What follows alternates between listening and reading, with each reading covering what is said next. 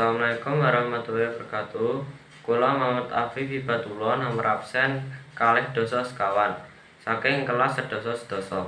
Kula ajeng nyampeake pawarta banjir ing Jawa. Wis adat saben tekane mangsa rendheng kang tumiba ing sasi Desember nganti tekan tengah-tengahing April. Dibarengi karo pawarta-pawarta kang ana gegayutane karo banyu udan, kayata banjir, lemah longsor lan liyane. Kang kalebu banjir gedhe ing wiwitaning taun iki yaiku banjir kang dumadi ing pesisir lor Jawa utawa kondhange disebut Pantura Jawa. Banjir kang dumadi ing tlatah iki meh rata saka tlatah kulon kang kalebu daerah Jawa Barat nganti pesisir isih wétan kang kalebu daerah Jawa Timur. Ing sasi-sasi kaya ngene iki, ngajik sasi Juni nganti tekan Agustus, wis bisa didhek inflase luwih dhuwur tinimbang ing sasi-sasi sadurunge.